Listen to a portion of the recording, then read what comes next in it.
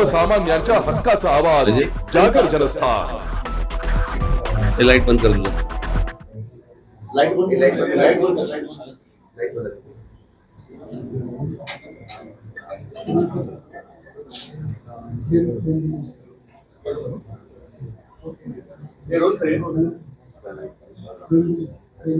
ये रोल है का रोल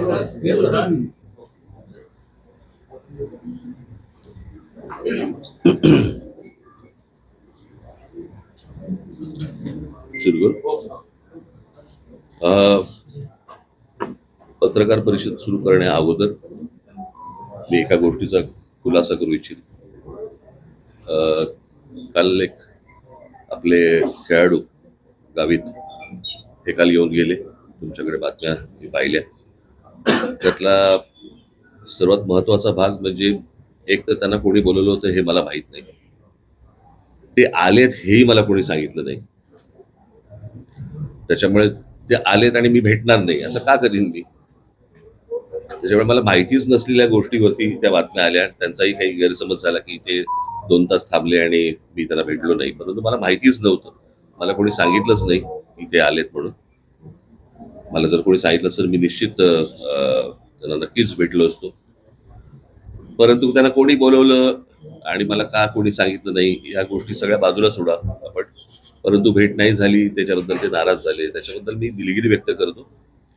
ते मला असं वाटतं दिल्लीला गेलेले आहेत आणि दिल्लीला जाऊन आल्यानंतर मी निश्चित त्यांची भेट घेईन आणि त्यांच्याशी मी निश्चित या गोष्टी बोलीन. तुमचाही काही संपर्क झाला तर मला असं वाटतं त्यांच्या कानावरती ही गोष्ट घाला की मलाच काही माहीत नव्हतं. त्याच्यामुळे भेटण्याचा न भेटण्याचा काही विषय येत नाही. बाकी काय विचार आता काय? नाशिकमध्ये सध्या सिंहस्थ कुंभमेळा नाशिकवर सिंहस्थ कुंभमेळ्यावर सध्या फोकस आहे संपूर्ण प्रशासनाचं. आपल्या सत्ता काळामध्ये सिंहस्थ कुंभमेळा झालेला होता. आता आपण जी माहिती घेत आहे किंवा आपल्याला जे कळत आहे सिंहस्थाची कामं शहरभर सुरू आहेत. काय इनपुट्स आहेत आणि काय नेमकी अपेक्षा आहे प्रशासनाची? मी तुम्हाला माझा अनुभव म्हणून तुम्हाला सांगतो की ज्या वेळेला मी 2 आत्तापर्यंत कुंभमेळे मी असताना इथे झालेत. एक 2003चा आणि एक 2015चा. 2003चा कोणाला आठवत पण नसेल. 2015 बद्दल आपण बोलू. 2015चा जो कुंभमेळा झाला त्यावेळेला जी काही नाशिकमध्ये जी काही कामं झाली आणि ज्या प्रकारे कुंभमेळा झाला मला असं वाटतं की नाशिक शहराला देखील कळलं नव्हतं की कुठे काय कामं सुरू आहेत आणि काय कशा प्रकारची कामं सुरू आहेत. ती झाल्यानंतर सर्वांना दिसलं की कशा प्रकारचे रस्ते झालेत आणि काय झाले वगैरे. आणि त्या कुंभमेळ्यातनं पैसे काढणं त्यातनं काही अर्थकारण हा मुळात उद्देश नसल्यामुळे तो खूप सोप्या पद्धतीने चांगल्या पद्धतीने तो त्यावेळेला झाला. आत्ताचं जे मला दिसतंय ते मला मी ऐकलेत ज्या गोष्टी. काय रे बाबा तू कुठे होतास तू?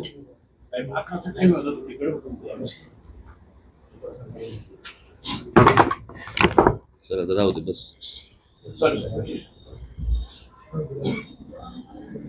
आता मी तुमच्याच माध्यमातून ज्या गोष्टी आमच्या कानावरती येतात संपूर्ण शहरामध्ये खड्डे पडलेले आहेत. काही गाड्या ट्रक बिग सगळे खड्ड्यामध्ये गेलेले आहेत. माणसं गेली आहेत त्याच्यामध्ये खास करून. परंतु या प्रशासनाला काही नाही ढिम्म येतं ना. माणसं मेल्याचं गेल्याचं यांना कुठचे काही सोयसूतक नाही आहे. आणि बस आपली त्या सगळ्या भागातनं म्हणजे त्या सगळ्या कामातनं कमिशन कशी मिळतील हाच फक्त एक सगळ्यात महत्वाचा भाग आहे. या कुंभमेळ्यासाठी मला कळले त्याप्रमाणे सगळे काही अनेक कॉन्ट्रॅक्टर्स हे गुजरातमधले आहेत. म्हणजे महाराष्ट्रामध्ये कॉन्ट्रॅक्टर जन्मालाच नाही आले असा भाग आहे. आणि वरून जे आदेश येतील त्याप्रमाणेच फक्त हे कुंभमेळे करायचे आणि महाराष्ट्रामधल्या एकूणच सगळ्या गोष्टी ह्या वरतून जे आदेश येतील त्याप्रमाणेच जर समजा हाताळायचे असतील तर त्यांना लख लाभो. दुर्दैव आहे. मला वाईट या गोष्टीचं वाटतं. इतकं सुंदर त्यावेळेला आम्ही नाशिक केलं होतं त्याची सगळी दुर्दशा बघून वाईट वाटतं. म्हणजे ते बोटॅनिकल गार्डन असेल किंवा माननीय बाळासाहेबांच्या नावाने केलेलं म्युझियम असेल किंवा अनेक गोष्टी ज्या त्यावेळेला केल्या होत्या त्या सगळ्या गोष्टींची बस दुसऱ्याने केलंय म्हणून त्याची वाट लावायची. मला काल का परवाच मी हा प्रश्न विचारला की त्या स्मार्ट सिटीज काय झालं त्या स्मार्ट सिटीचं, कुठे गेले त्या स्मार्ट सिटी? कुठच्याही देशातल्या कुठच्याही शहरामध्ये तुम्हाला काहीही दिसत नाहीये, सगळी शहरं बर्बाद होताना दिसत आहेत. आणि मला ज्या प्रकारे निवडणुका हाताळल्या जात आहेत त्याही खूप फ्रॉड पद्धतीनेच हाताळल्या जात आहेत. हे लोकांनाही कळलंय, लोकांनाही माहिती आहेत ह्यानं मतदान कशा प्रकारचं होतंय. परंतु जे काही करतायत मतदान, त्यांनी या गोष्टींचा विचार केला पाहिजे. म्हणजे नाशिकमध्ये एवढ्या मोठ्या प्रमाणावरती झाडं तोडली जात आहेत, त्याच्यावरती एवढी आंदोलनं झाली, काही नाही, प्रशासन डिंब. आणि ते सगळं चालू असताना देखील ज्यावेळेला निवडणुका झाल्यानंतर परत जर समजा भाजपचं लोकांना निवडून देत असतील, भोगा. अजून काय बोलू शकतो मी?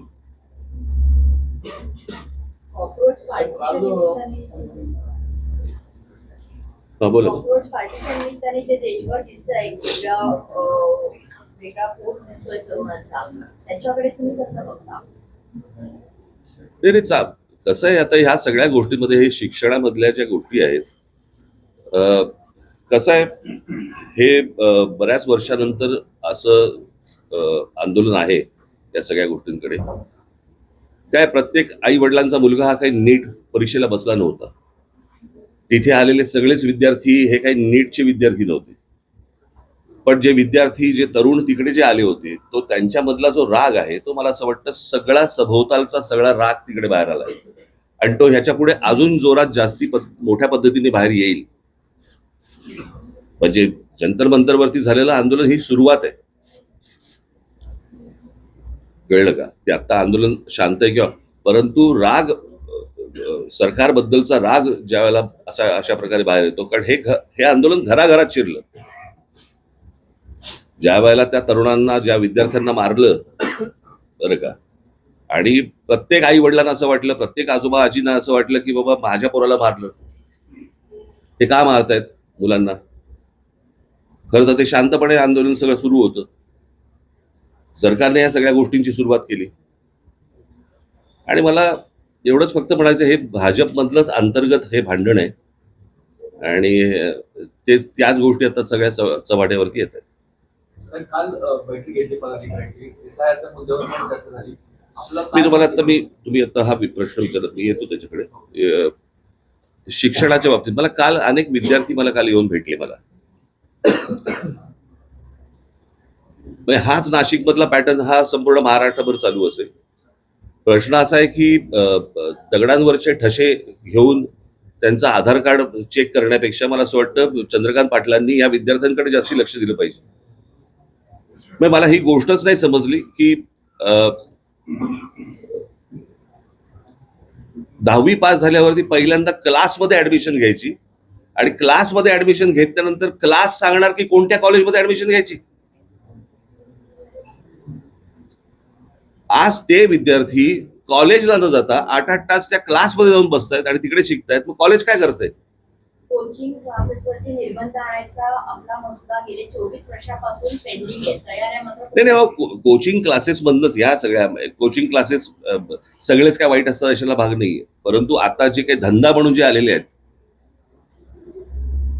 आता नीटचा पेपर देखील यांच्याकडनं फुटला ना, याच कोचिंग क्लासवाल्यांकडनंच फुटला ना.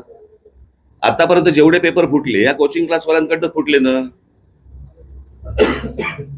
मग प्रश्न असा आहे की ते निलकणी आणून तिथे आता काहीतरी त्या निलकणींना आणलंय वरती, त्यांनी मला असं वाटतं या क्लासेसवरती पहिल्यांदा लक्ष दिलं पाहिजे.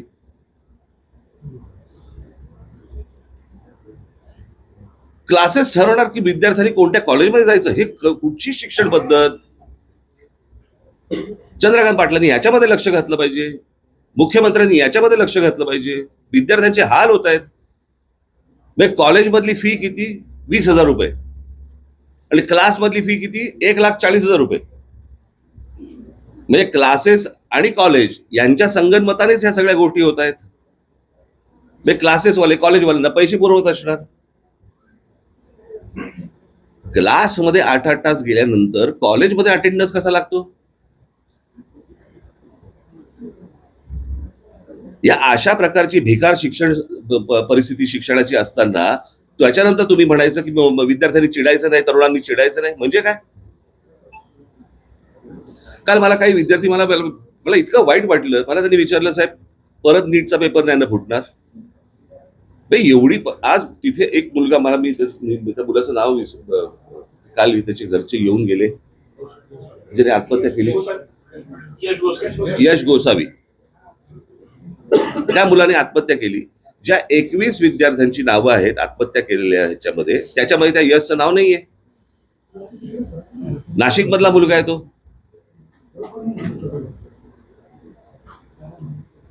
प्रशासनाला हेही वाटत नाही की बाबा आता इथे कोण पालकमंत्री आहेत नाही आहेत मला माहिती नाही, पण एक नाशिक मधला मुलगा जो नीटच्या परीक्षेचा संपूर्ण तयारी करतोय, पेपर फुटल्यानंतर तो व्यथित होतो, निराश होतो आणि आत्महत्या करतो. आणि आत्महत्या केल्यानंतर त्या मुलाचं 21 मुलांची नावं येतात, 22वं नाव देता येत नाही तुम्हाला.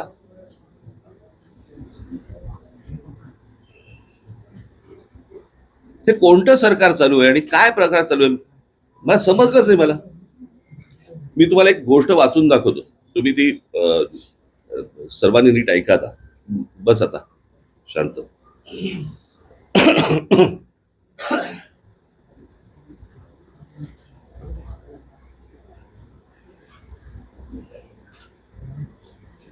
तुम्हाला वाटेल मी हा मगाचपासून मोबाईल का घेऊन बसतोय. मोबाईल मला कोणाची फोन येणार नाहीयेत, मला एक गोष्ट वाचायची म्हणून तुम्हाला ठेवलंय बरोबर.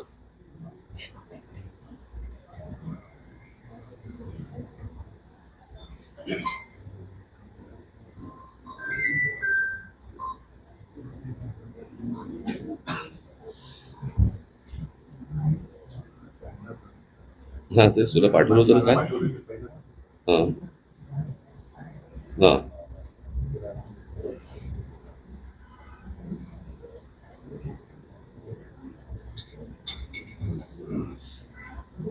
हा एक लेख आलाय, मी तुम्हाला मुद्दा म्हणून वाचून दाखवतो.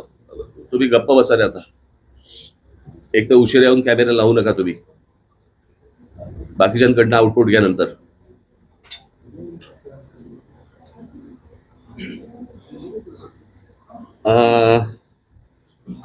टाइम्स ऑफ इंडियामध्ये आलेला हा लेख आहे, मी मुद्दा म्हणून तुम्हाला वाचून दाखवतोय. हा पल्लवी अय्यर या पत्रकारांनी हा लेख लिहिलेला आहे त्याच्यामध्ये, आणि त्यांनी चीन आणि भारत अशी एक कंपॅरिझन त्यांनी केलेली आहे.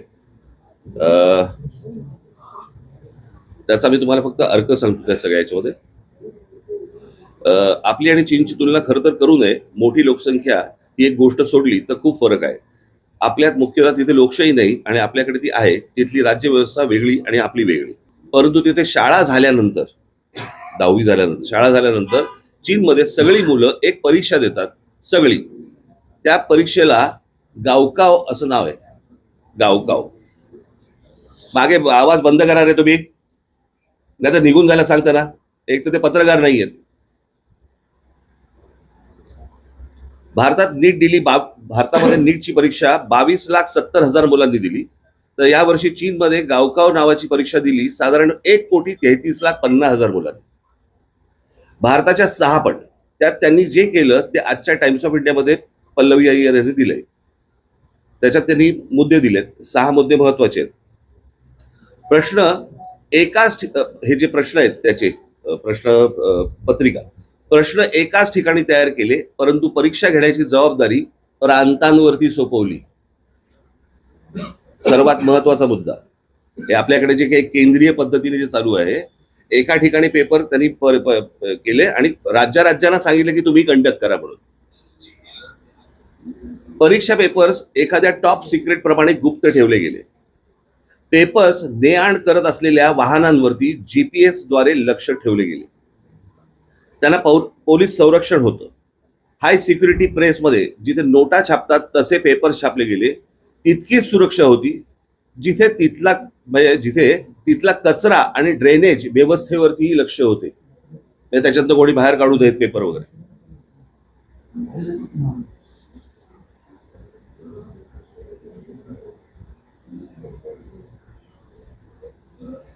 ज्या शिक्षकांनी पेपर्स काढले होते हे मागचे सगळे बाहेर काढतात. जर सगळ्यांना बाहेर काढा.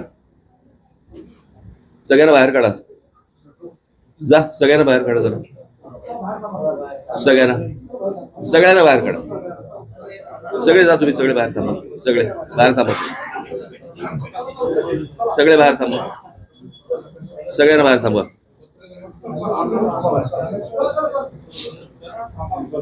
सगळ्यांना बाहेर थांबा. जा, तुम्ही सगळे बाहेर थांबा. सगळे बाहेर थांबा. तुम्ही सगळ्यांना बाहेर थांबा. सगळ्यांना बाहेर थांबा. तुम्ही बाहेर जा सगळे.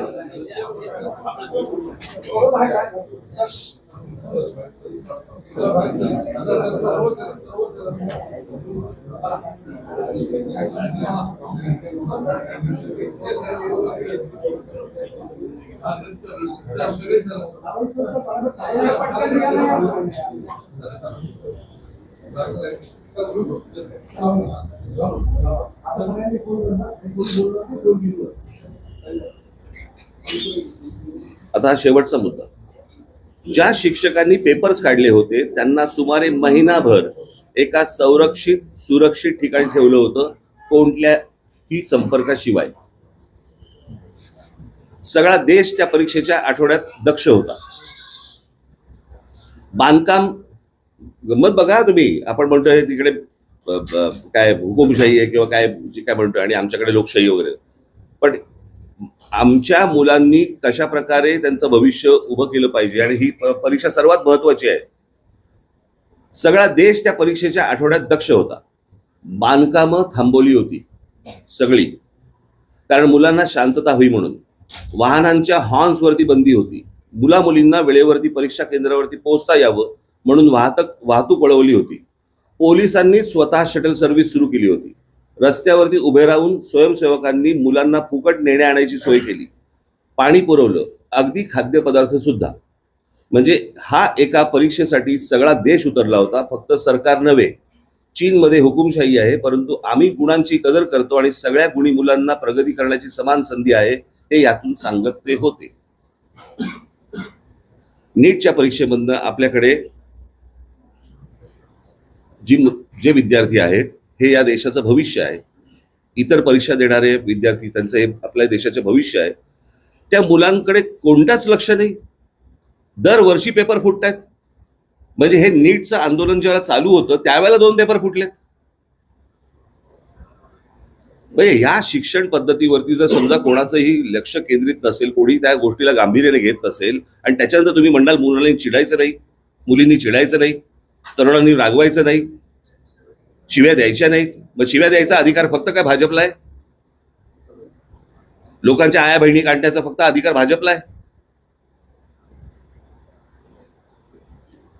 जर रास्त मागण्या करून पण जर समजा हे लक्ष देत नसतील, दुर्लक्ष करत असतील, काय करायचं लोकांनी? आणि म्हणून मी म्हटलं ना, ही सुरुवात आहे. नीट ही सुरुवात आहे. आता पुढे बघा काय काय गोष्टी होतील त्या. साहेब, युपीएससीच्या सुद्धा असंच झालं. ऑनलाईन की ऑफलाईन याच्या गोंधळातच अजूनही अडकलेले आहेत. असं धोरण त्यांचं ठरत नाहीये. मोठा एक मिनिट जर थांबे. कोण आहे रे हे मोबाईल वरती? ते अजून बाहेर नाही गेले का? तर बाहेर थांबव ना सगळ्यांना. काय इथे त्यांचं काय काम आहे?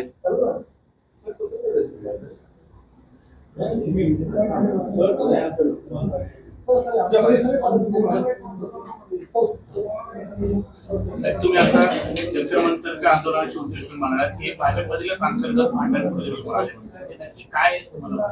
मी सांगितलं होतं ना मागच्या वेळेला. मी एका पत्रकार परिषदेमध्ये, मी माझ्या सभेमध्ये पण सांगितलं, माझ्या भाषणामध्ये पण सांगितलं होतं. हे प्रत्येकाच्या महत्वाकांक्षा मोठ्या झालेल्या आहेत. आम्हाला पंतप्रधान व्हायचंय, मला पंतप्रधान व्हायचंय. त्याच्यामुळे त्या दिवशी मी जे सांगितलं ना, की ज्या वेळेला तुम्ही समोरचे शत्रू ज्या वेळेला संपवतात त्यावेळेला शत्रू तुमच्यामध्ये निर्माण होतात, आणि ते जगाचा इतिहास आहे हा. ती प्रोसेस भाजपमध्ये सुरू झालेली आहे ऑलरेडी. आता ती थांबू नाही शकत. जसं वैद्यकीय महाविद्यालयामध्ये प्रवेशासाठी नीट परीक्षा आहे, त्याच्यानंतर आता प्रत्येक अभ्यासक्रमासाठी वेगवेगळ्या परीक्षा करण्यात आल्या, आणि यातून खरं म्हणजे मोठा भ्रष्टाचार होतो. अनेक वेळेस गुणी मुलं जी 12वीला चांगले मार्क्स होतात त्यांना त्या मार्कांवर परीक्षा नाही, माझं तर म्हणणं आहे ते बाकी सगळ्या गोष्टींवरती आपल्याला करता येईल. पहिल्यांदा कॉलेजची भूमिका काय, आणि हे जे धंदेवाईक जे क्लासेस जे निर्माण झालेले आहेत ह्यांची हे हटणार की नाही हटणार? मला असं वाटतं सरकारचा कस पहिला इथे लागला पाहिजे.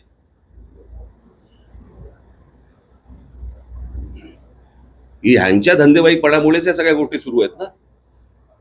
वर्तमानपत्रांना फुलपेज जाहिराती द्यायच्या, आमच्याकडे हे आलं आणि तो आला, असा आला, कसा आला. मग हेच पेपर फोडणार, ह्यांचेच कनेक्शन. मी पहिला नीटचा पेपर फुटला, बरोबर आहे, त्यावेळेला मी जर चुकत नसीन तर काहीतरी 25 लाख रुपये काहीतरी त्याची किंमत होती, बरोबर. आणि आता जो फुटला त्याची 1.5 कोटी आहे. डॉलरचा रेट का वाढला हे कळलं आपल्याला.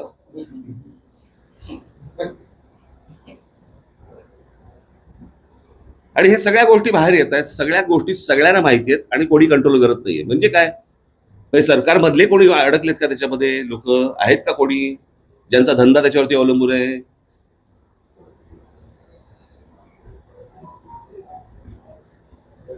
मला या सगळ्या गोष्टींची उत्तर सरकारने द्यावीत. महाराष्ट्र लोकसेवा आयोगाच्या अनुषंगाने देखील अजूनही गोंधळ आहे. ऑफलाईन किंवा ऑनलाईन परीक्षा कशी द्यायची ठरत नाहीये. विद्यार्थी, तुम्ही मला प्रश्न विचारताय का सांगताय? नाही, प्रश्न विचारा. तर याच्यामध्ये काय सोल्युशन वाटतं, कशा पद्धतीने? तेव्हा मी काही त्यातला तज्ज्ञ नव्हे, बरं का. जे लोक तज्ज्ञ आहेत त्यांच्याशी ह्या गोष्टी, तज्ज्ञ आहेत ना एवढे, तज्ज्ञांची काय कमतरता आहे का? परंतु प्रश्न असा आहे ना सरकारचा, की सगळं आम्हालाच कळतं.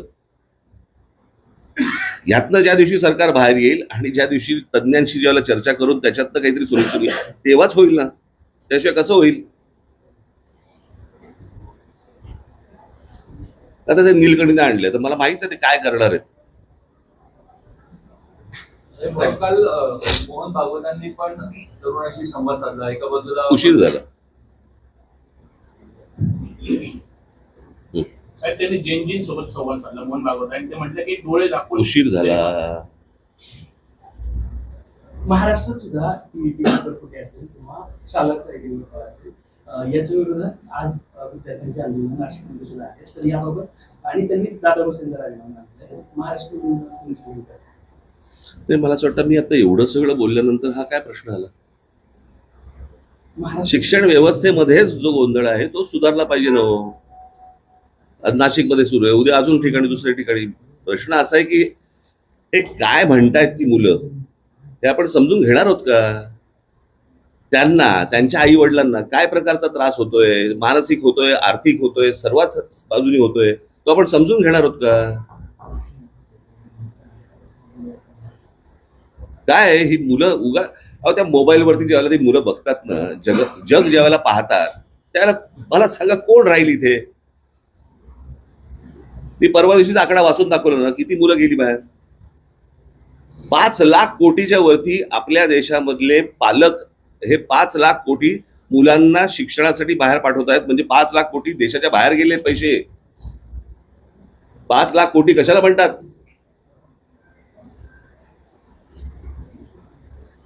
अहो, या विद्यार्थ्यांचं काय घेऊ, म्हणजे याचं काय? इथे सरकारमध्ये असलेल्या मंत्र्यांची मुलं बाहेर शिकतायत. ज्यांचा आता राजीनामा घेतला, कोणते धर्मेंद्र प्रधान, त्यांची मुलगी बाहेर परदेशात शिकतेय. धर्मेंद्र प्रधानांच्या मुलीचा जर देशाच्या शिक्षण व्यवस्थेवरती विश्वास नसेल, बाकीच्या मुलांचं काय घेऊन बसलो आपण? आम्ही देशाच्या पंतप्रधानांबरोबर आहोत असं सांगणारे आता होर्डिंग लावले जाते. आता काही इथे भाजप, देशभरात ते कॅम्पेनिंग राबवलं जाते. प्रश्न असा आहे, होर्डिंगमुळे कोणी बरोबर येत नाही हो. हे ते सगळा जुना माल बाहेर काढतात. आता काय होणार नाही. जे बूम से गई वो हौस से नहीं आती. साहेब, काँग्रेसने सुनेत्रा मुख्यमंत्र्यांबाबत असं आरोप केला. मला साहेब, चला, कालच्या बैठकीमध्ये आपण एसआयआरच्या मुद्द्यावर पण मार्गदर्शन केलं. एकूण जे एसआयआरची कार्यप्रणाली चालू आहे देशामध्ये काय? नाही, मला अनेक ठिकाणी मला एसआयआरचे जे अधिकारी आहेत त्यांच्याबरोबर भारतीय जनता पक्षाची लोक फिरत आहेत. का फिरत आहेत? घराघरामध्ये त्यांची लोक का जात आहेत? माणसं बघून तुम्हाला कापायची आहेत का? ही कुठची प्रथा सुरू केली मला समजलं नाही. मला जे त्यांनी पश्चिम बंगालमध्ये केलं, जे त्यांनी बिहारमध्ये केलं, तेच येथे महाराष्ट्रामध्ये करायचं चाललंय. आमच्या लोकांना सतर्क व्हायला सांगितलेलं आहे. 3 वर्ष आहेत निवडणुकांना. अशी काय ते आधी जे कन्फर्म करू शकत नाहीत ती, अशी काय माणसांना तुम्ही डिलीट करू शकत नाही. पण अशा प्रकारच्या गोष्टी सुरू आहे त्यांच्या, ते तुम्हाला लक्षात येतं. आणि हे मग कशा प्रकारच्या निवडणुका कसे जिंकतात हेही तुमच्या लक्षात येतं. सगळा फ्रॉड आहे अख्खा. हे मी आज नाही बोलतोय, मी 2017 पासून बोलतोय. मी ज्यांना ज्यांना सांगितलं त्यांना आज कळतंय